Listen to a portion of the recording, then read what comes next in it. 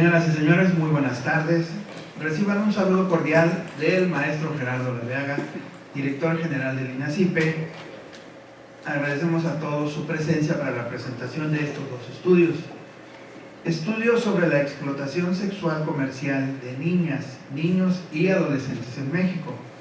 Actualización del estudio Infancia Robada, niñas y niños víctimas de explotación sexual en México. Coordinado por Emilio Daniel Cunjama López y Manuel Jorge Carrión Perea. Y el estudio comparativo de niñas, niños y adolescentes trabajadores en 4 delegaciones, ahora alcaldías, de la Ciudad de México y 2 municipios del Estado de México, coordinado por Alicia Azzolini Vincas y Manuel Jorge Carrión Perea. Presentaré ahora a los que nos acompañan en esta mesa para hacer los comentarios de estos dos libros, y les pediré por favor que lo recibamos con un aplauso al terminar de presentarlos a todos. Elba Leonor Cárdenas Miranda, licenciada en Derecho por la Facultad de Derecho de la Universidad Autónoma de Baja California, doctora en Derecho por la Universidad Nacional Autónoma de México. Ha desempeñado diferentes cargos en la Administración Pública Federal, catedrática de la Universidad Nacional Autónoma de México, la Universidad La Salle y la Escuela Libre de Derecho de Puebla. Miembro del Sistema Nacional de Investigadores nivel 1. Exdirectora de Normatividad, Promoción y Difusión de los Derechos de Niñas, Niños y Adolescentes del Sistema Nacional DIF y actual coordinadora académica del posgrado de la Facultad de Derecho de la Universidad Autónoma de México. Isabel Sonia Medina Pontaza, licenciada en Derecho por la Universidad Autónoma de Hidalgo, con especialidades en Derecho Penal y Administración de Personal. Ocupó diversos cargos en el Estado de México, entre otros, Procuradora de la Defensa del Menor y la Familia del Sistema DIF Hidalgo, agente del Ministerio Público Especial de la Procuraduría General de Justicia del Estado, actual directora de Promoción y Difusión de los Derechos de Niñas, Niños y Adolescentes del Sistema Nacional DIF. Maestro Francisco Javier Guevara García, egresado de la Universidad Nacional Autónoma de México, Escuela Nacional de Estudios Profesionales Acatlán. Cuenta con maestría en Derecho Civil. Se ha desempeñado en la Administración Pública Federal en áreas de seguridad, entre otras. Como docente ha impartido cursos en universidades particulares y como profesor auxiliar en la Universidad Nacional Autónoma de México. Actualmente es director general de Normatividad, Promoción y Difusión de los Derechos de Niñas, Niños y Adolescentes del Sistema Nacional DIF. Daniel Cunjama López, licenciado en Sociología por la Universidad Autónoma Metropolitana, Unidad Xochimilco. Maestro en Criminología y Política Criminal por el Instituto Nacional de Ciencias Penales. En este momento se encuentra estudiando el doctorado también en el Instituto Nacional de Ciencias Penales. Cuenta con obra publicada y es autor de diversos artículos científicos. Actualmente es profesor investigador del INACYPE. Presentaré también a Jorge Carrión Perea, que más adelante se nos incorporará. Él es maestro en Derechos Humanos y Democracia, con especialidad en Procesos Políticos por la Facultad Latinoamericana de Ciencias Sociales, sede académica México, conocida como FLAPS, y licenciado en Filosofía por la Universidad del Claustro de Sor Juana. Actualmente es director de investigación del INACYPE. Perdón, recibámoslo con un aplauso, por favor.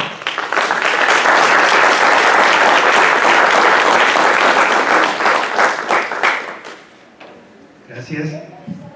En primer término, ¿sí?, se hará el comentario del estudio sobre explotación sexual comercial de niñas, niños y adolescentes en México. Vamos a escuchar primeramente a la doctora Elba Leonor Cárdenas Miranda. Doctora, por favor, adelante. Muchas gracias. Muy buenas tardes a todos, a todas. Para mí es especialmente significativo estar en esta tarde con ustedes porque es un sueño hecho realidad. Estos dos estudios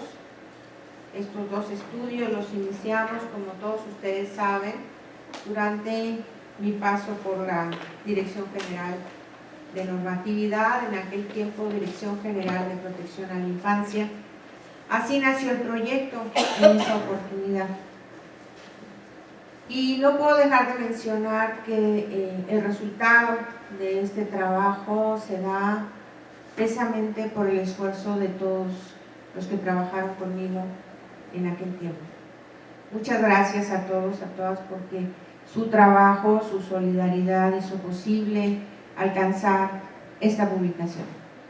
A veces las publicaciones se sienten como hijos, es como un alumbramiento propiamente el presentar un libro, así lo concibo.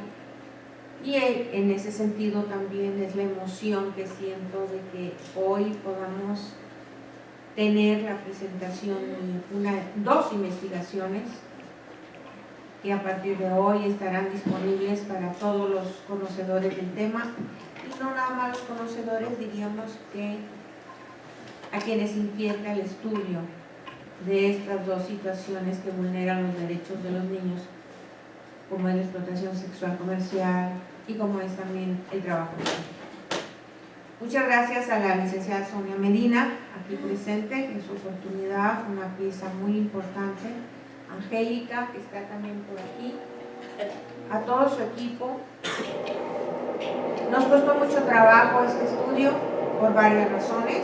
Me parecería que acaso lo más difícil fue la transición, esto es mi cambio del área, y que se quedara prácticamente en un cajón la investigación tan valiosa que realizó INACIPE, y en este sentido también quiero felicitar y con mucho a Daniel, que estuvo acompañándonos desde el principio, a Jorge Carrión también, con muchas reuniones, con ires y venires para corregir, para incorporar datos, para que lo recibieran en las entidades federativas y en los DIF estatales y municipales. Es un trabajo conjunto, es el resultado el que se presenta hoy, y también decirlo, en su oportunidad fue gracias al apoyo de la licenciada Laura Vargas, entonces titular del Sistema Nacional DIF, quien auspició, quien me apoyó con este proyecto, que es un proyecto que deviene inclusive de otra investigación que hicimos en el año 2000, que es Infancia Robada. En aquella situación fue posible trabajarlo con CIESAS. Es un documento que, con todos los años que han transcurrido, todavía se cita como fuente indispensable cuando se da el abordaje de la explotación sexual comercial. Por ello quisimos tener una actualización de este estudio, por eso nos acercamos al INACIPE, que además es nuestro vecino y entonces no nos costó tanto trabajo. No me brincaba la barda aquí, ya llegaba, y Carrión y Daniel también. Entonces no solo es la cercanía de las oficinas, sino la cercanía de objetivos y de planteamientos que en su momento discutimos. Muchas gracias al INACIPE y por supuesto al maestro Gerardo Laveaga, quien tuvo a bien entender la necesidad de la impresión de este trabajo, de esta investigación. Él fue el que dio el impulso final a esta publicación. Si no hubiera sido por él, les diría que no estaríamos aquí sentados. A veces trabajos tan importantes, investigaciones tan serias como las que hizo INACIPE, estas dos, se hubieran quedado en un cajón guardadas y sería o hubiera sido un desperdicio. Gracias a Gerardo Laveaga eso no sucedió, y a partir de hoy podrá salir la publicación para difundirse a nivel nacional y, por qué no decirlo, a nivel internacional. Porque no hay nada más sobre este tema, no hay otra investigación sobre este tema. Es una aportación, insisto, muy valiosa que hacemos. Ojalá quien llegue a la administración pública en los próximos días valoren este trabajo, se definan políticas públicas para resolver todas estas situaciones que se presentan en la vulneración de derechos de niñas, niños y adolescentes derivadas de estos dos fenómenos. Gracias también y por supuesto al licenciado Guevara. Gracias, Francisco Javier, porque cuando llegaste al área entendiste también que había asuntos pendientes que ameritaban urgente resolución, que estaban muy encaminados, pero que si no tenían la voluntad de llegar a su fin, pues también ahí se pueden quedar. Entonces, es importante también decirlo, el licenciado Guevara tuvo la sensibilidad de entenderlo, y enos aquí, trabajando de manera conjunta, los dos logramos que hoy se presente este libro. En específico, el de explotación sexual comercial de niñas, niños y adolescentes, como decía hace un momento en breve antecedente, es una actualización del estudio de 2000 de infancia robada. En esta ocasión se trata de 7 municipios ubicados en prácticamente las 3 regiones, norte, centro y sur. 7 municipios que son Ciudad Juárez en el norte, Tijuana, en el sur está Acapulco, está también Tapachula, y decirlo, ya para el centro también estuvo la revisión en Guanajuato y en Tenancingo. De todo esto se presentan conclusiones muy claras en la parte final de la investigación. Yo no quisiera abundar en esto porque yo me imagino que Daniel lo hará. Tuvo un equipo de investigadores de apoyo muy valiosos. No quisiera omitir nombres, más o menos tengo aquí la relación, ojalá que no los omita porque yo recuerdo de las reuniones que tuvimos de revisión, era siempre importante las aportaciones de cada uno. Está, por supuesto, María Luisa Quintero, Ariadna Salazar, el mismo Daniel Ujama, y los asistentes de investigación, Alan García Buitrón, Nancy Lilian Torres García, Socorro Flores Gutiérrez, Rosa Daniela García González, Víctor Jorge Carmona Núñez, Angélica Margarita Hernández Chávez, Marco Bení Rico Jiménez y, por supuesto, también, como decíamos hace un momento, Jorge Carrero. Todo un equipo muy profesional que estuvo con nosotros desde el principio analizando y revisando cuáles eran las pautas y la metodología a seguir. Se trata de un estudio con enfoque cuantitativo y cualitativo, eso es importante también resaltarlo, porque está arrojando no solo una investigación, sino también cifras muy preocupantes en referencia a este fenómeno. La explotación sexual comercial de niños es en este momento una forma de esclavitud de los niños. Muchos de los casos se relacionan también con trata y son fenómenos que en las últimas décadas invaden al mundo, no solo a México, también hay que decirlo, y se caracterizan, según los resultados que se tienen a la fecha, por situaciones propiciadas por la misma violencia económica y también la que tiene que ver con la violencia psicológica y emocional en los niños. Esto es, los niños están sufriendo este tipo de explotaciones y por ende la repercusión es en su psiquis. Tienen pues una situación de desventaja porque atraviesan un problema que muchas veces se origina en la propia familia.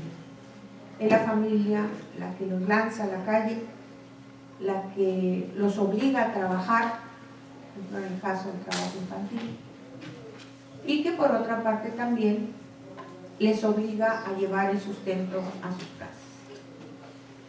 Yo hasta aquí dejaría mi intervención, reiterando mi agradecimiento a Lina Cipe, a Gerardo Laviaga, al DIF Nacional por estar aquí y recordar también aquellos tiempos en los que tuvimos la oportunidad de trabajar muy de cerca en la defensa y protección de los derechos de las niñas, niñas y adolescentes de todo el país. Muchísimas gracias y muy buenas tardes.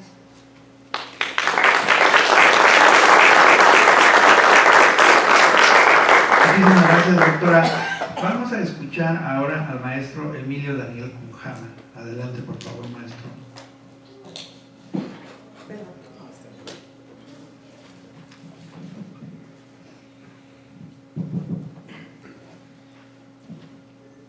Buenas tardes.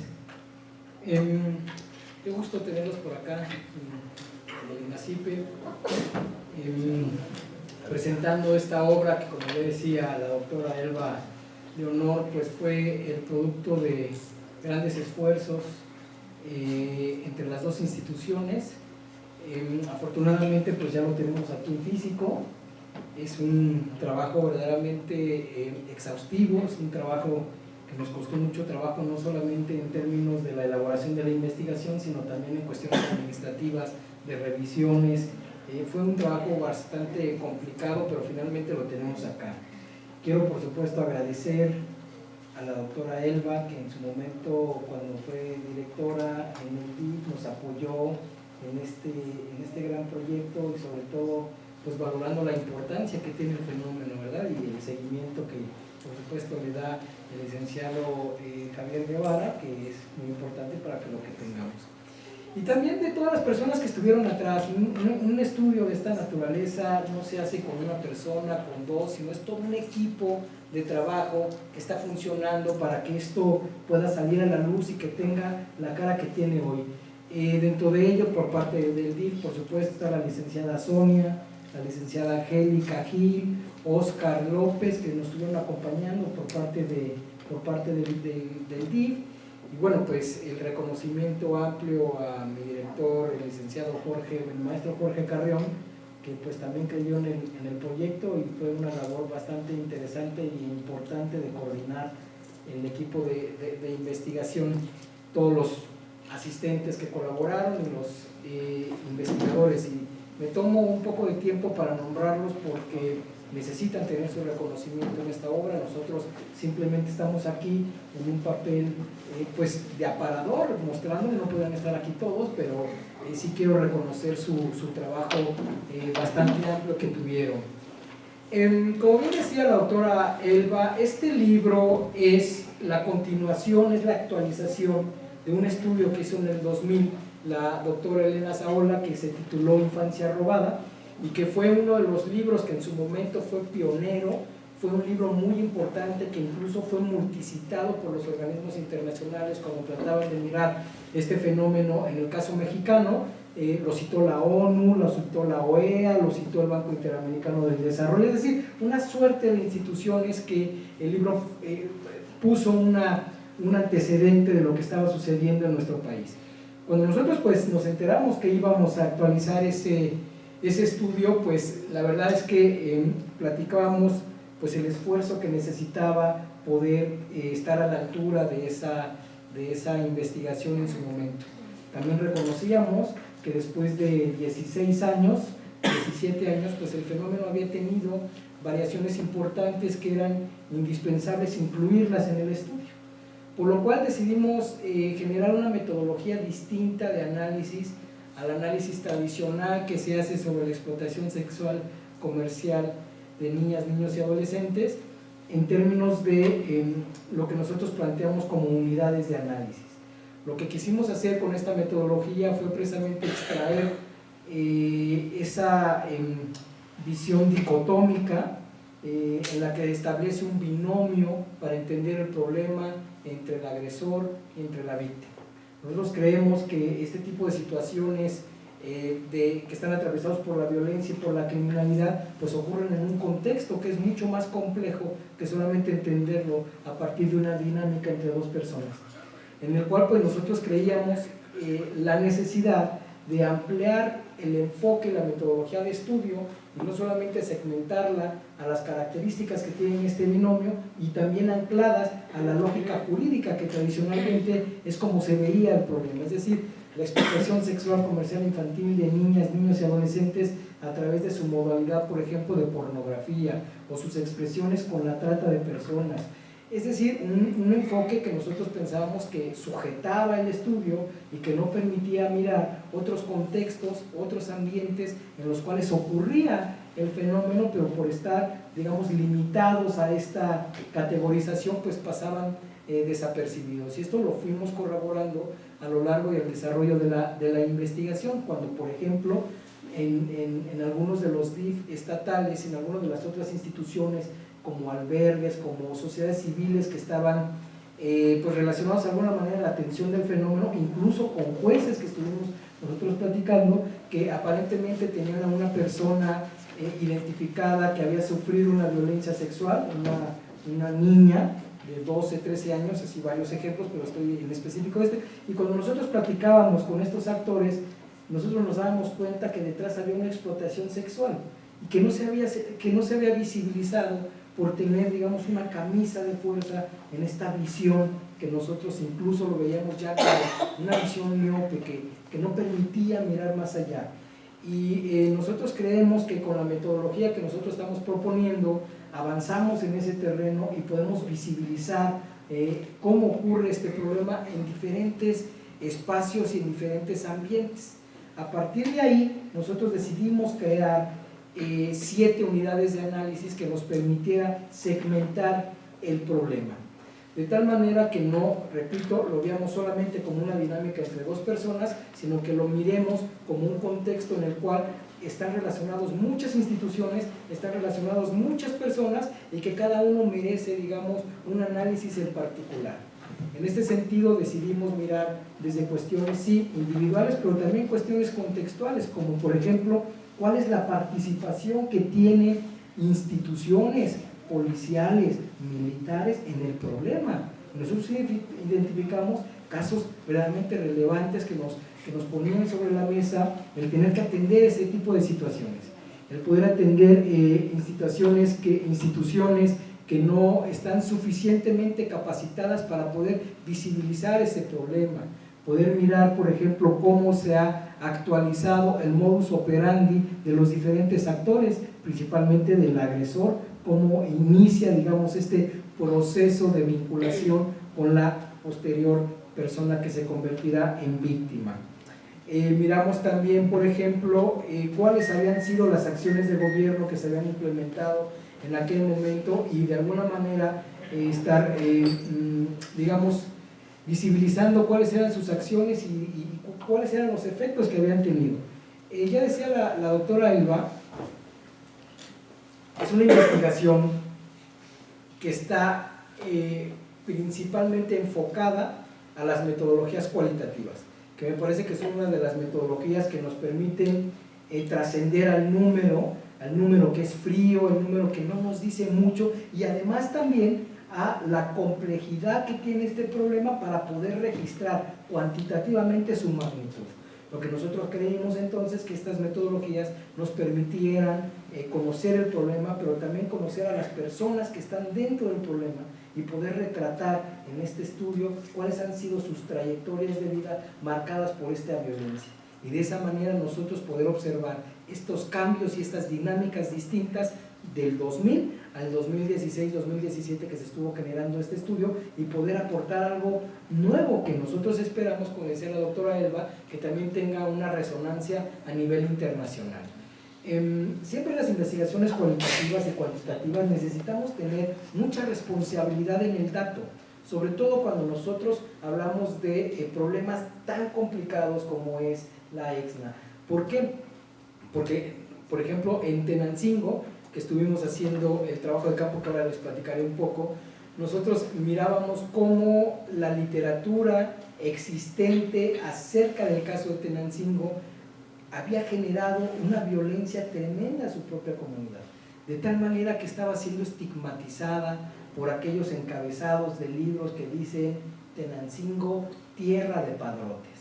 Cuando nosotros entrevistábamos a las personas que estaban involucradas en el tema, para empezar eran reticentes para poder colaborar en la investigación y posteriormente nos decían, es que tú no sabes qué es lo que significa que nosotros vivamos en Tenancingo. Cuando nosotros vamos a otro lugar de Tlaxcala y decimos que somos Tenancingo, nos discriminan, incluso laboralmente. Y dicen, yo no quiero a ninguna persona de Tenancingo porque allá anida la trata de personas. Es decir, de qué manera nosotros en estas investigaciones antropológicas, sociológicas, tenemos que tener una responsabilidad en el tratamiento del dato para no andar generando también una violencia en términos de estigmatización. Este proyecto fue muy cuidado en ese sentido, fue muy cuidado en los testimonios, sobre todo porque en el caso de Tenancingo o en otras ciudades, pues son pocas personas que están vinculadas a este problema en términos de su atención y que es muy difícil, muy fácil identificarlas. Entonces, cuando nosotros teníamos que citar los testimonios, cuidábamos mucho de cómo citarlos para que no sean identificadas las personas. Uno de los principios fundamentales en las investigaciones cualitativas es guardar los datos personales, por supuesto, pero también el anonimato de los discursos. Eso, digamos, va relacionado, pero para nosotros es muy importante siempre estar cuidando a las personas que amablemente nos permitieron entrar a sus vidas, a su vida privada, para poder entender este problema. Al final del día, las metodologías cualitativas es eso. Nosotros tratamos con personas, pero para poder a través de ellas comprender un fenómeno mucho más complejo como es el que nosotros estamos retratando en este estudio. Es una investigación que, como ya bien decía la doctora Elba, estudia 7 ciudades, que además son ciudades que ya venían contempladas en el estudio anterior, pero que también el personal del DIF nos recomendaba precisamente estudiar el caso Tenancingo por los casos relevantes que había tenido en años recientes y que nos resultó muy fructífero. Son 7 ciudades entonces en las que realizamos nosotros el estudio a través de estas 7 unidades de análisis en las cuales entrevistamos a diferentes actores. Actores institucionales y actores, digamos, de la sociedad civil o privados, en términos de sociedades civiles, en términos de víctimas, agresores, es decir, todos aquellos que están de alguna manera alrededor de este tipo de situaciones. Y por supuesto institucionales con las personas del DIF, que además también he de reconocer el gran apoyo que nos brindaron. La verdad es que es formidable como en algunas ciudades, como el caso de Cancún, por ejemplo, ya tenían un desarrollo bastante amplio del tema y tenían incluso técnicas para la identificación del problema que además nos compartieron y nos permitieron usar con ellos durante la investigación. De tal manera que hay gente muy preparada que ha estado estudiando también el tema, pero bueno, pues lamentablemente sus estudios pues no han podido tener publicaciones como esta, por eso también me siento privilegiado en poder tener un estudio publicado ya en físico y esperemos que en algún momento se haga en electrónico, que es ahora como se divulga el conocimiento. Este fenómeno, como ustedes saben, es un fenómeno muy complejo porque es un fenómeno que regularmente aparece en el anonimato, aparece en contextos ocultos que es difícil poderlo identificar.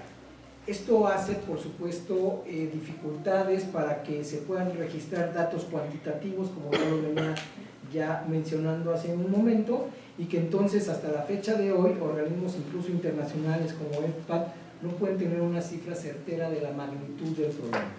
Estas investigaciones de tipo cualitativo, pues si bien es cierto no podemos generalizar los resultados, sí nos permite aproximarnos a aquellas historias, a aquellos elementos de vida que de alguna manera nos dan una magnitud del problema, aunque sea cualitativo, y que por supuesto pone sobre la mesa la urgencia de generar y afinar políticas públicas para poder tratar el tema de la EXNA. Es un libro que les recomiendo, seguramente les llegará a sus escritorios, a sus lugares, para que puedan ustedes leerlo con calma y puedan incluso pues generar recomendaciones en este sentido y que sea útil en su vida profesional. Por mi parte sería todo. Yo les dejo sobre la mesa la reflexión de esta importante obra en términos de generar una metodología diferente para poder analizar el tema de la EXNA y sobre todo pues los resultados y las recomendaciones que se hacen en el propio libro. Muchas gracias.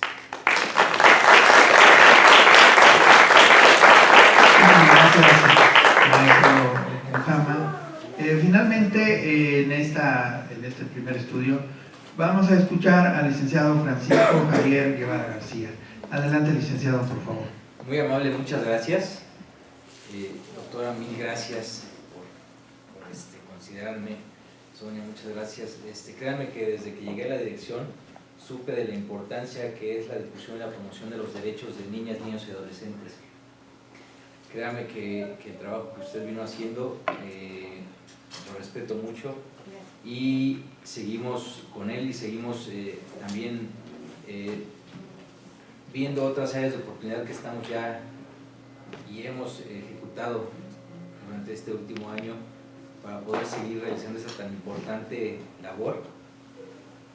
En particular este tema de explotación y el tema de trabajo, de verdad que ha sido también una prioridad para mí, porque de verdad que son joyas muy valiosas que todos y cada uno de nosotros debemos de tener, debemos de leer, debemos de entender y debemos de permear a nuestros compañeros y compañeras, servidores públicos o litigantes o ciudadanos de a pie.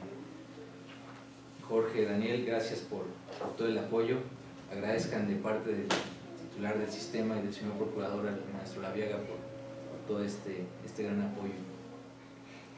Yo tengo un par de reflexiones. Realmente creo que a todos los que estamos sentados aquí nos gustaría tener un país libre de este tipo de flagelos. Creo que a muchos de nosotros nos gustaría que nuestras hijas e hijos vivían y disfrutaran una vida libre de violencia.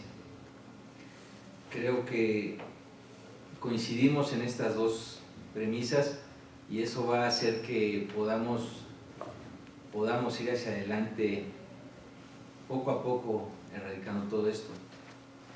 Tengo alguna experiencia en el sistema penitenciario federal y creo en la reinserción social, porque la vi en algunos casos.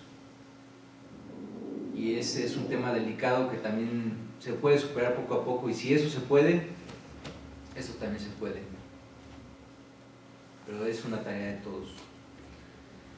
Leí y disfruté de manera muy particular este estudio, donde viví a la lectura, a cada párrafo, viví la intensidad y realmente reconozco la valentía de Daniel, conozco los temas y realmente ir a hacer una investigación de este tipo a los lugares donde se precisa es complicado, no es una tarea sencilla, de verdad.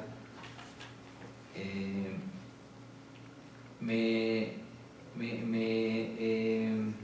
metí a lo profundo de este estudio y vuelvo a encontrar como un tema particular a la familia. Vuelvo a encontrar como un tema particular la situación económica. Vuelvo a encontrar como un tema también de manera, aunque aislada, pero que pesa, el tema de la cultura. Tenancingo. Realmente son ejes que tenemos que visualizar y que tenemos que aprovechar. Ya están aquí las propuestas, ya están aquí algunas guías. Creo que es el momento de aprovecharlas, poner de nuestra parte para empezar a atacar. Veo con tristeza también que, y bueno, eso es a lo mejor del Vox Populi, la intervención y el involucramiento de autoridades a nivel federal, estatal, municipal. Qué tristeza. Entonces aquí la pregunta es, ¿cómo vamos a hacerlo si hay este tipo de situaciones inmersas, ¿no? Yo creo que sí lo podemos hacer y lo podemos hacer desde cada una de nuestras canchas, desde nuestro ejercicio como ciudadanos, desde nuestro ejercicio como servidores públicos. El ejercicio es muy sencillo: cumplir de manera irrestricta la ley, educar a nuestros hijos bajo un esquema de amor, un esquema de valores, reeducarnos a nosotros mismos. Y este es un tema que toqué ampliamente en el sistema penitenciario. realmente esta parte, reitero que es una tarea de todas y todos, no nada más es una tarea del gobierno, ni de las procuradurías, ni de los sistemas estatales, ni del sistema DIF nacional. Es una tarea de todos. Si nosotros comenzamos por orientar, comenzamos por sentarnos con nuestros hijos, con nuestros sobrinos, con nuestros ahijados y empezar a fomentar educación, empezar a fomentar valores, las cosas pueden ir cambiando de una manera realmente muy grande, un cambio de 360 grados. Recuerdo en este momento una experiencia que tuve recién que tomé protesta como director general aquí en normatividad. Fui a Zacatecas y estaba en un foro de cuestiones de tecnologías, de la información, y salió a la luz el tema del Facebook, del tema del WhatsApp, estos temas que hoy nos están rebasando. Cuando tengan ustedes en sus manos esta obra y cuando lean que en todos los municipios, en las ciudades que se hizo el estudio, la constante es el uso del Facebook, el uso del WhatsApp y el uso de las tecnologías, el Internet, para poder realizar estos delitos. Decía una estudiante de secundaria, al referir nosotros o un panelista al tema de las tecnologías, que es un riesgo, y decía la chica, bueno, sí es un riesgo, pero ustedes como adultos, ¿cuándo se han sentado con nosotros a decirnos cómo tenemos que asegurarnos de no dar información? Tú agarras y me das una computadora, me das una tablet, me das un teléfono, pero nunca me dices cómo resguardar mi información o cómo no dar de más información. Por eso les digo que es una tarea de todas y todos, no nada más es un tema del gobierno. ¿Cuándo lo debemos de hacer? Pues lo debemos de hacer desde ya. Debemos de empezar a hacer nuevas prácticas, debemos de ir a la par de la tecnología, a la par de todo lo que vaya saliendo, que podamos visualizar que puede ser un arma de dos filos, que puede sí darnos a lo mejor una comodidad, puede darnos mucha comunicación, puede darnos mucha rapidez, pero también puede darnos lo que le está dando ahorita, que es mucho riesgo para nuestra niñez y nuestros adolescentes.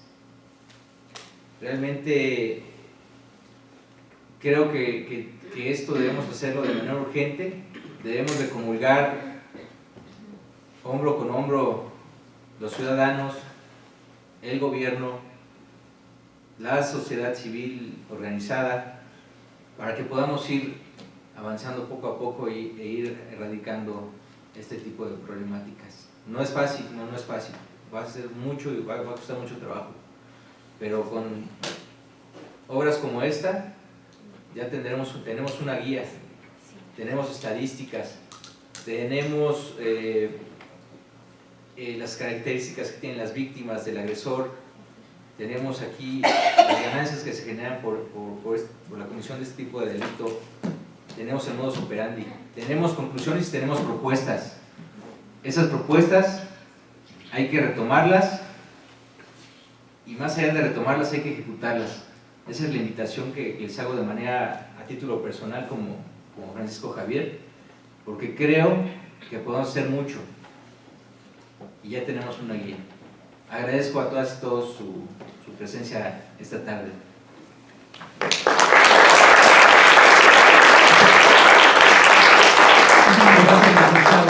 Hemos terminado de esta manera los comentarios de este primer estudio. Vamos a tener una ronda de preguntas. Si alguien quisiera hacer una pregunta a los panelistas, por favor levanten la mano y yo les llevo el micrófono.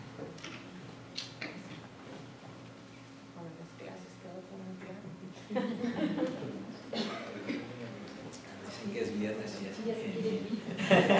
Está como en las clases quiere decir que todo queda muy claro, ¿verdad? Aquí tenemos una pregunta. ¿El niño? Sí, también.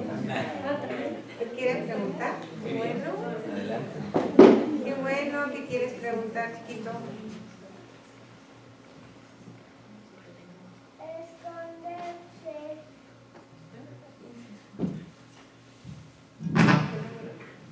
Creo que... Bueno.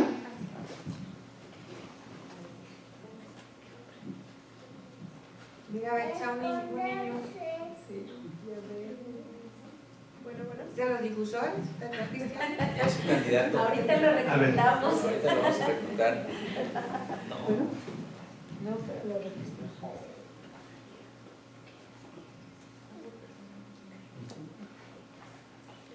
¿Qué les puedo decir a los niños para protegerlos? Ay, qué buena pregunta. Qué buena pregunta. A ver, Viv, ¿qué contesta?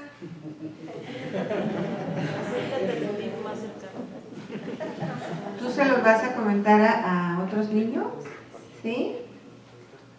Sí. Qué adorable. Sí. Bueno, es que aquí tenemos el ejercicio del derecho a opinar, a expresar todo lo que para ellos es preocupación. Y yo les comparto en ocasión de esta pregunta, en la oportunidad que tuve, el privilegio que tuve de estar en la Dirección General de Normatividad, cuando trabajamos la Ley General de los Derechos de Niñas, Niñas y Adolescentes. La licenciada Laura Vargas me dijo, no les preguntas a los niños qué quieren que se incorpore en la ley.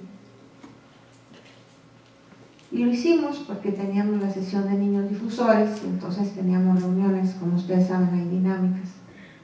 Y yo les pregunté a los niños qué querían que se incorporara en la ley. Y la respuesta fue, ¿pueden poner en la ley que sea obligatorio que nuestros papás nos quieran? Así que, ¿qué significado tan profundo tiene eso? Igual pasa con esta pregunta del niño. ¿Cómo te llamas? ¿Cómo te llamas, corazón? Ricardo Galvascano. Ay, Ricardo. Pues lo que tienes que decirle a tus amiguitos, Ricardo, es que tiene que acercarse más a tu papá, a tu mamá, a tu familia. Y que deben de estar ustedes, los niños, plenamente conscientes que son ellos los primeros en protegerlos a ustedes. Ahí está precisamente el centro de atención que deben de tener ustedes desde que nacen. Quienes deben de proteger inicialmente los derechos de los niños son sus progenitores. Situación que, como sabemos, muchas veces no se da. Y ahí tenemos todos los casos que conocemos precisamente en esta área de vulneración de derechos de los niños. Pero yo te sugiero que lo primero es acercarte a tu mami, a tu papá, para que ellos sean los que te protegen. Si no están ellos por alguna situación, pues estarán los abuelos, estarán los tíos, pero el entorno más cercano es el que te debe proteger. Y ya después está también la responsabilidad del Estado, de las instituciones. Pero de forma primigenia son tus padres. ¿Sí? ¿De acuerdo? ¿Lo hacemos? Gracias. Y bueno, Ricardo, yo para complementar, yo te diría que la mejor manera de que nosotros podamos protegerlos es que tú te expreses y que cualquier cosa que te incomode, cualquier cosa que no te guste, inmediatamente la puedas manifestar a tu mami o a tu papi. Hay niños que nos acompañan el día de hoy. Creo que esa es una de las formas como en las que podemos iniciar. Que nos indiquen, que enseñemos a nuestros hijos a que nos digan lo que les gusta y lo que no les gusta. Dentro de casa, fuera de casa. Y así sea el mínimo detalle como el que no quiero saludar a mi tío Raulito porque pues, no quiero saludarlo. Detalles tan sencillos como ese pueden hacer la gran diferencia. El tema es expresarnos. Gracias. ¿Alguien más? ¿Alguien más? ¿A usted? ¿Daniel? Sí. Ahí hay otro. Buenas tardes, mi nombre es Gabriela, yo vengo de la Escuela Nacional de Trabajo Social de la UNAM y bueno, primero que nada pues felicitar el esfuerzo, los que estamos en el terreno de la investigación sabemos de lo difícil que es poder concretar un trabajo de esta magnitud y además que se atraviesan pues cuestiones de tipo incluso emocional cuando tenemos a estos seres humanos frente a nosotros, haciéndoles entrevistas con fines investigativos y se vuelve un encuentro muy íntimo. Entonces, bueno, una felicitación y agradecimiento. Mi pregunta es muy breve, no sé si el texto mismo me lo va a ofrecer, yo no lo he leído, pero a reserva de que eso suceda, al inicio de la presentación explicaban que el título del libro, que es Explotación sexual con fines comerciales, pues nos ofrecía un abanico en donde se podía manifestar la trata. En donde, bueno, si la trata de personas tiene como uno de los fines la explotación sexual, y para el caso de las niñas y los niños no aplican los fines coercivos, mi pregunta sería si están estableciendo conceptualmente una diferencia entre explotación sexual comercial y trata de personas con fines de explotación sexual, y eso a qué obedece.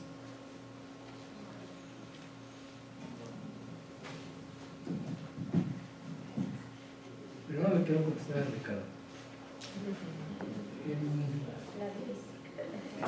La difícil fue la de Ricardo. Pues yo creo que coincido con el licenciado Guevara. Yo creo que es muy importante que tú no hagas lo que no quieres hacer. Y como en el comercial de los 80s, cuéntaselo a quien más confianza le tengas. Porque también luego los papás o los abuelitos son también a los que pues lamentablemente están involucrados en este tema. Cuéntalo a quien más confianza le tengas, y si no quieres hacer algo, comunica. Eso es muy importante, que tengas confianza. Y respecto a la más fácil, sí, tenemos una discusión más que jurídica, teórica, en términos de lo que implica el fenómeno de la trata. Nosotros también un poco orientamos el estudio a una lógica sociológica o antropológica, más que jurídica. Como ustedes saben, la ley de trata pues tiene precisamente los medios comisivos, y ya sabemos como toda la problemática que hay alrededor, que incluso se ha discutido, ya tenemos un nuevo tipo penal, etcétera. Pero cuando nosotros mirábamos que, por ejemplo, se decía que había trata de personas con fines de explotación sexual, para pasar con niños, pues simplemente lo dejaba sin poder mirar la gama en las cuales se podría presentar este tipo de problemas, y para un análisis sociológico pues podía quedar como en lo abstracto los temas tan particulares que nosotros queríamos evidenciar. Por ejemplo, una niña que entrevistamos estaba en el DIF, no me acuerdo qué DIF era, bueno, era el DIF Cancún, y la tenía en el albergue por abuso sexual. Pues aparentemente pues no está vinculado a la trata, pero cuando nosotros platicábamos con ella, y como decía, bueno, que tú mismo lo decías, lo complicado es tratar el tema, y mucho más con niños. Entonces pues nosotros utilizamos como metodologías específicas, nos apegamos a la ley para poder trabajar con los niños y las niñas, pero ya cuando nosotros logramos entablar como una dinámica muy respetuosa pero de confianza, pues las mismas personas nos decían que pues que eso que les había pasado no solamente lo hacían sus papás, sino lo hacían los amigos de los papás. Y cuando nosotros decíamos, bueno, ¿y tu papá pedía algo? O sí, ¿había algo a cambio? Sí. Luego le compraban cervezas y hacían que yo me quedara con el amigo. Entonces, debajo de una violencia sexual estaba precisamente un tema como este. Entonces me parece que fue una de las metas que nosotros queríamos, digamos, generar un cambio, porque decidimos que este tipo de situaciones pues no están representando la magnitud del problema ni en dónde otros ambientes está ocurriendo.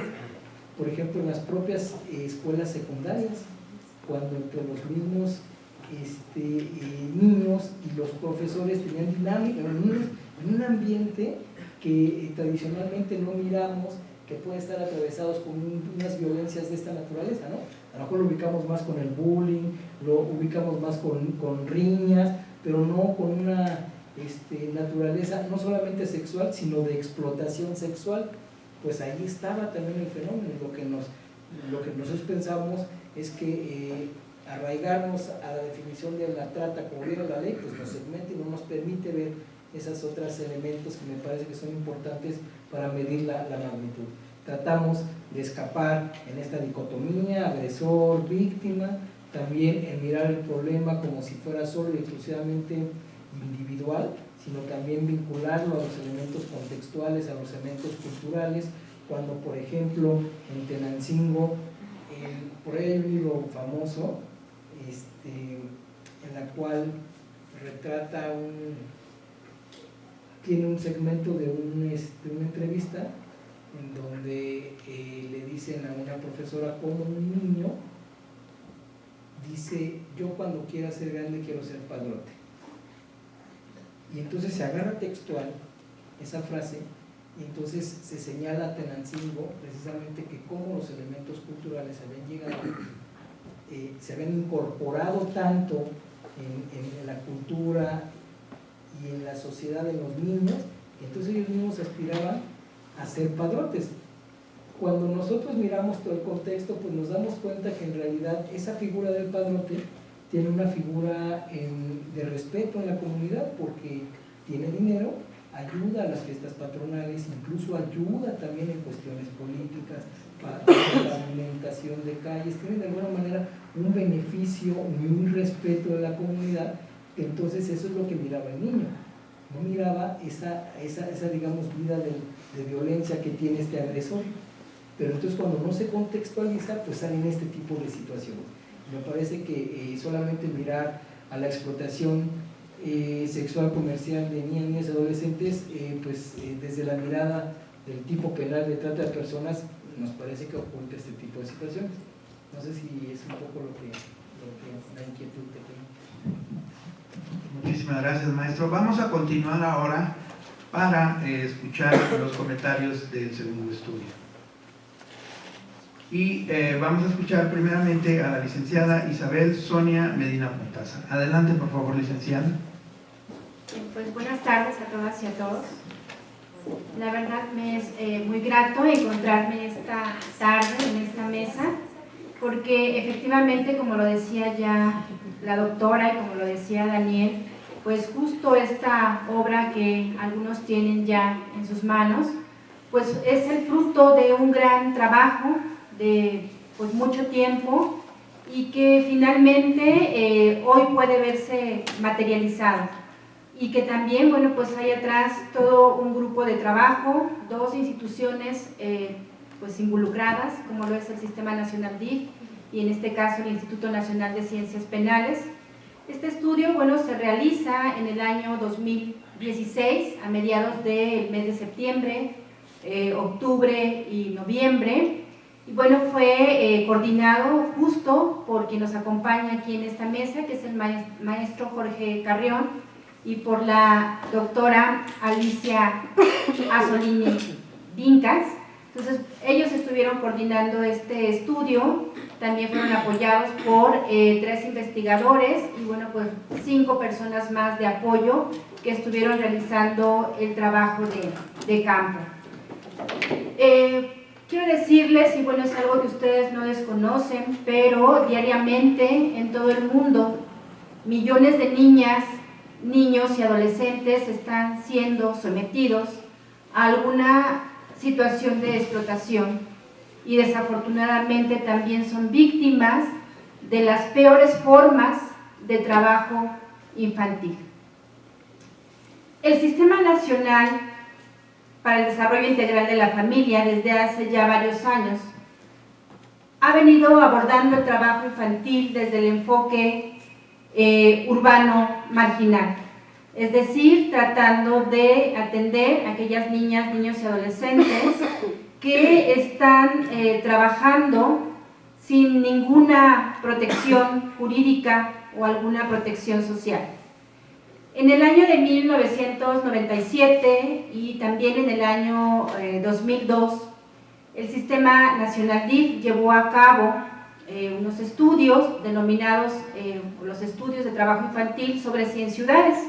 Entonces, bueno, fueron estudios bastante amplios que trataban de abordar las condiciones de niñas, niños y adolescentes en México, viendo, bueno, pues cuáles eran sus condiciones educativas, de salud, y también, bueno, pues si eran víctimas o no de alguna situación de violencia, sus carencias que presentaban.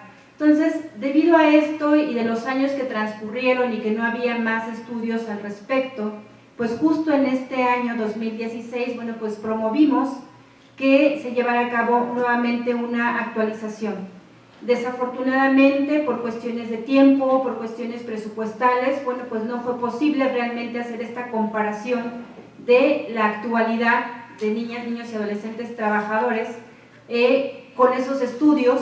Entonces, bueno, lo que se hizo fue elegir ciertas demarcaciones. En este caso, específicamente se abordó algunas alcaldías que conforman la Ciudad de México, específicamente 4, que son la Gustavo Amadero, la Álvaro Obregón, Cuauhtémoc e Iztapalapa. Y también, bueno, se trabajó con 2 municipios del Estado de México, que fue Ecatepec y Naucalpan. Estos fueron seleccionados de alguna forma porque consideramos que pudieran ser representativos y que se pudiera dar este fenómeno del trabajo, les decía, urbano marginal, y sobre todo, bueno, se aborda este aspecto del trabajo infantil que tiene que ver un poco con la economía. El objetivo fundamental de estos estudios, bueno, pues es conocer la actual dimensión cualitativa del trabajo infantil. Quiero comentar nada más la estructura, por ejemplo, de este libro. Ustedes cuando lo vean van a encontrar que este estudio se divide en 2 partes. El apartado A, que prácticamente, bueno, pues aborda el marco conceptual, en donde se abordan 2 enfoques que, bueno, de alguna forma ya también son conocidos: el enfoque abolicionista, o el que prohíbe y que nos dice que el trabajo infantil, bueno, pues daña el desarrollo de niñas, niños y adolescentes, y hay otro enfoque, el proteccionista, que de alguna forma también nos dice que el trabajo infantil, bueno, pues puede ser permitido, pero bueno, pues a cierta edad y con las protecciones legales necesarias.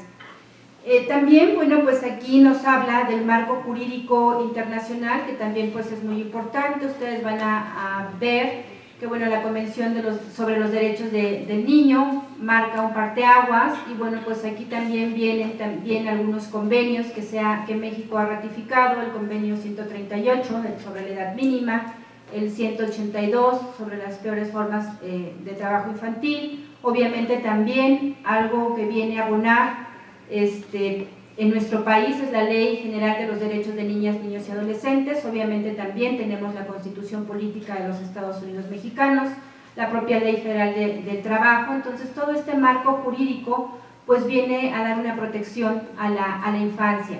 Sin embargo, aun cuando existen leyes a nivel internacional y a nivel nacional, desafortunadamente se ha tratado de regular el trabajo infantil. Pero más allá, en este estudio podemos visibilizar que más allá del trabajo formal, existen muchos niños trabajando en un marco de la informalidad. Es decir, no tienen necesariamente a veces como un patrón, o ellos son unos empleados, sino que están trabajando pues a veces en los tianguis, en las centrales de abastos, en los cruceros, están como viene, como franeleros, están trabajando a lo mejor incluso apoyando a la familia. Entonces, bueno, estas situaciones son las que abordan justamente este estudio. Y también, bueno, la otra parte de este estudio es justo pues esas entrevistas que hacen directamente los investigadores en campo.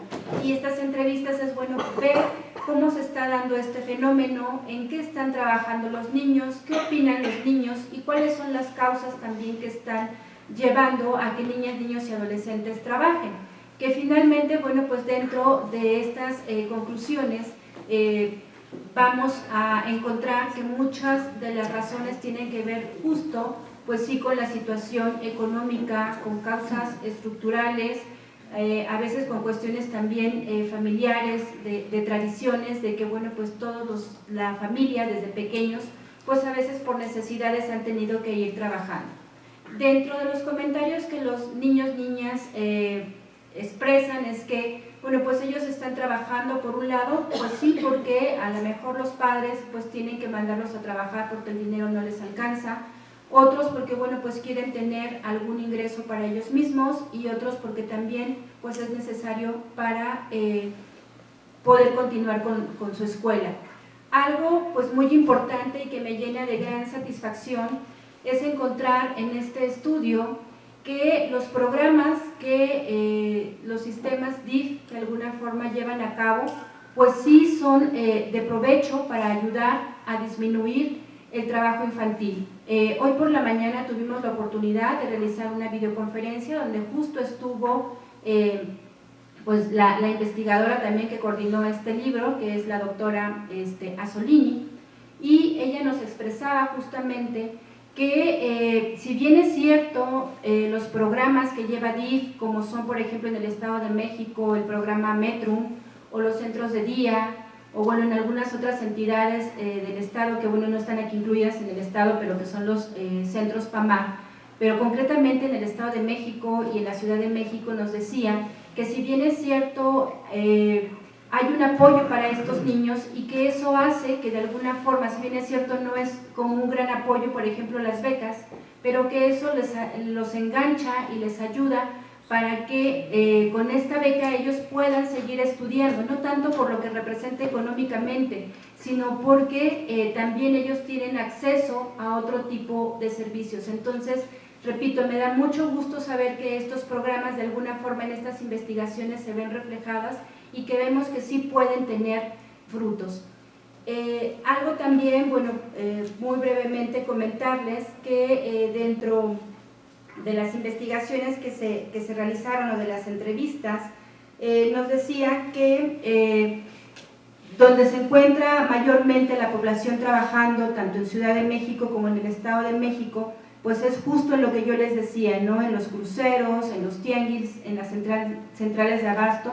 Y nos dicen también que, bueno, pues a lo mejor los chicos o chicas, sobre todo los hombres, porque también el trabajo tiene que ver con la cuestión de género, por ejemplo, de los 14 años en adelante, pues son los que a veces tienen una mayor retribución, sobre todo porque a lo mejor físicamente pues pueden apoyar en actividades como estibadores o cargadores en las centrales de abastos. Pero también, bueno, pues encontramos que estas actividades pues sí pueden poner en cierta forma en riesgo, porque por un lado, bueno, pues es su desarrollo, por otro lado, bueno, pues también la ley nos dice que niñas, niños y adolescentes tienen derecho a continuar con una educación, y también pues el hecho de que a lo mejor estén trabajando, pues muchas veces no lo hacen en horas del día, sino que tienen que hacerlo a lo mejor por la noche y terminar de madrugada. Entonces, bueno, pues esto les ocasiona un cansancio, y que obviamente pues a veces a lo mejor el rendimiento en la escuela pues no es igual que al de los demás niños. Y también algo que encontramos es que la situación de esparcimiento que puedan tener otros niños, bueno, pues esto se ve limitado. También, bueno, pues ya yéndome justo a las conclusiones de este estudio, vemos que dentro de todos los hallazgos es muy importante generar políticas públicas que de alguna forma ya existen, pero que también hay que fortalecerlas, y que al igual que en el estudio de explotación sexual comercial de niñas, niños y adolescentes, tiene un factor o juega un papel muy importante lo que es la familia. Entonces hay que fortalecer a la familia también para proteger a niñas, niños y adolescentes que se enfrenten a riesgos al realizar pues un trabajo. Otra de las cosas también importantes es que tenemos que hacer mayores alianzas con el sector educativo para que estos niños, bueno, pues puedan tener mayor flexibilidad al momento de estudiar. Y también, bueno, pues algo que nos comentaban justo la investigadora en la mañana, que esto no está reflejado en el libro, pero que de alguna forma en estos estudios o en estas entrevistas que ellos realizan, es que, bueno, pues a veces el hecho de que estén trabajando y al acudir a la escuela, pues son sujetos de discriminación. Entonces, también hay que trabajar, pues aquí con las escuelas en este sentido. Y también, bueno, pues continuar fortaleciendo con los sistemas DIF, con las Procuradurías de Protección, pues justo programas de apoyo para poder proteger a estos niños. Entonces, si bien es cierto, buscamos o tratamos de erradicar el trabajo infantil, pero sabemos que la realidad, pues a veces, y sus circunstancias, pues nos rebasan. Entonces, pues yo hasta aquí dejo mis comentarios sobre este estudio.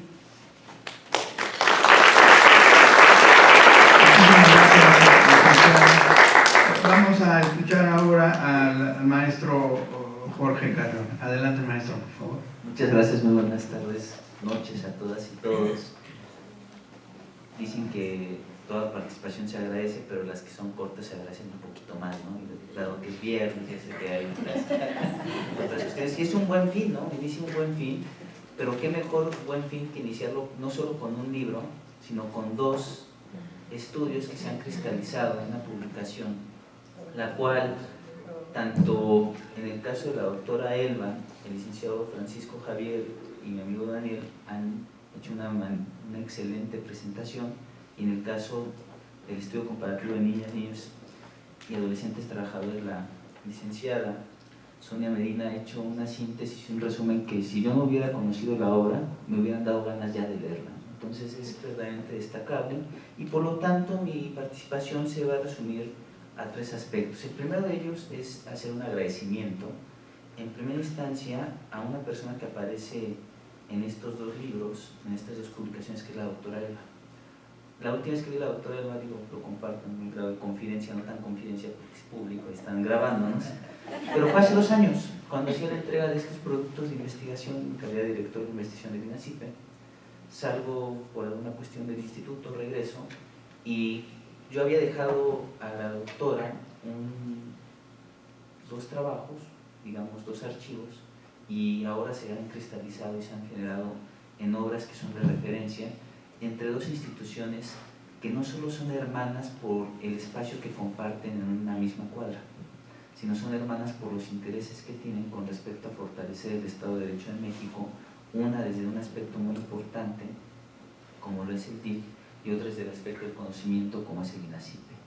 Y en ese sentido, el primer agradecimiento va para usted, doctora, que se hace extensivo además a todo el personal del DIF, no solo al licenciado Guevara, que ha hecho un papel destacadísimo y que ha logrado también impulsar esta obra, sino también a la licenciada Sonia, a nuestros amigos Angélica,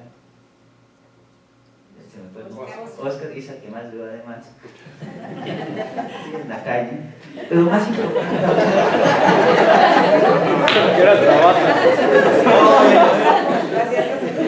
claro, pues el reporte maestro de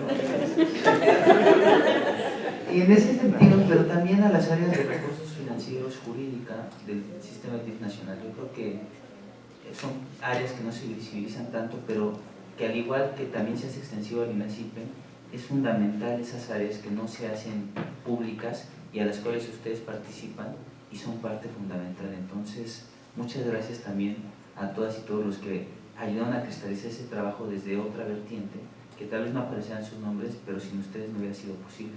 Y lo mismo se hace extensivo para el INACIPE, pero de manera muy particular al área de publicaciones, a mi amigo Alfonso Mostalac, el director de publicaciones del INACIPE, porque ha sido una de las personas que más lo ha impulsado, y verdaderamente él y su equipo de trabajo, yo les doy las gracias por este logro, porque es un logro conjunto, es un logro interinstitucional. Y finalmente a todas las 3 investigadoras que participaron, Corina Yacomelo, Catherine Mendoza, Rosalinda Salinas, a la coordinadora, que en este caso fue la doctora Alicia Beatriz Solini, y a los asistentes de investigación, Karime, Bernardo, Juliet, Pablo y Julio Sancliment, que lograron hacer esto posible. Acá no los agradecimientos, que parecía ya como de los Óscares.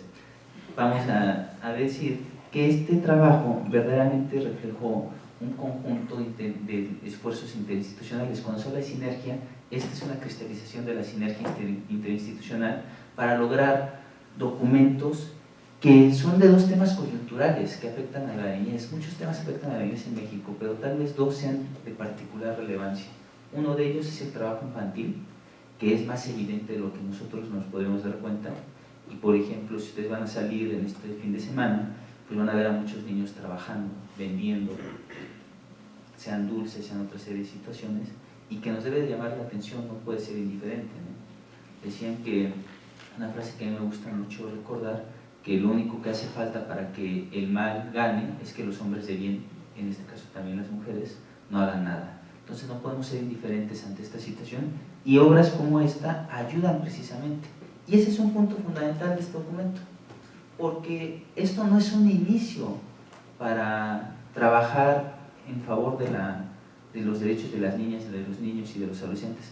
Estas ya son trabajos, son materializaciones claras de esfuerzos que tenemos que llevar a cabo y que van a ayudar bastante. Lo importante no es solo que ustedes se acerquen, sino que lo divulguen entre sus conocidas y conocidos para darles a entender que el trabajo infantil no es algo que pasa en Bangladesh, no es algo que pasa en la frontera sur, sino es algo que pasa aquí y que pasa más cerca de nuestras casas. Pero lo mismo con la explotación sexual. Digamos que lo que nosotros queremos es que nuestras niñas, nuestros niños estén como aquí, disfrutando, bueno, no sé si aburridos, pero espero que no, pero que estén aquí, no, porque eso se lo debemos, y lo debemos porque es nuestra obligación. Nosotros, del discurso de que nosotros hemos sido niños, aunque sea reiterado, es cierto, y nosotros tuvimos oportunidades, y hay que dar esas oportunidades, pero para lograr consolidar una cultura de respeto y libertades, no hacen falta cambios grandes, enormes, sino cambios pequeños que vayan abonando a cada una de las actuaciones que llevamos a cabo. Y entonces, como una promoción e difusión, es fundamental tener presente que no debemos trivializar esto. Debemos valorarlo en la justa medida, pero también, desafortunadamente, esto es parte de un proceso. Digo desafortunadamente porque no puede quedar solo en estos documentos, sino tiene que fortalecerse más adelante. No sé si nos toca a nosotros, a ustedes, seguirlo, pero más adelante esto se tiene que hacer una actualización constante porque la dinámica social cambia. Y al ser cambio de la dinámica social, que fue lo que impulsó en primera instancia esto, sí, tenemos que redoblar esfuerzos y exigir a quien corresponda que sigan trabajando como lo han hecho todas y todos los que contribuyeron a este trabajo. Digamos que mi participación ya está a punto de palidecer, al igual que la noche, y no solo me queda más que reiterar este agradecimiento, y a nombre del maestro Gerardo La Vega Rendón, director general del Instituto Nacional de Ciencias Penales, les damos las gracias por acompañarnos, pero principalmente por ser parte de una obra fundamental para el Estado mexicano. Gracias.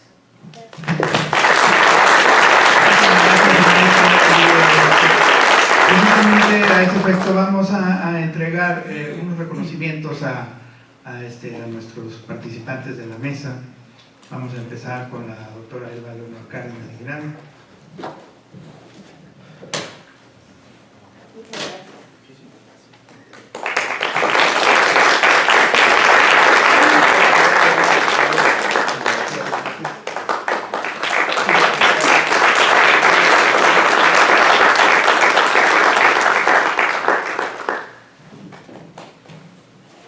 También el paquete de publicaciones más recientes del INACYPE también para ellos. Y ya con esto nosotros concluimos esta presentación de los estudios. Agradecemos a todos ustedes su presencia, que pasen muy buenas noches y muy largo fin de semana, muy buen largo fin de semana a todos. Gracias.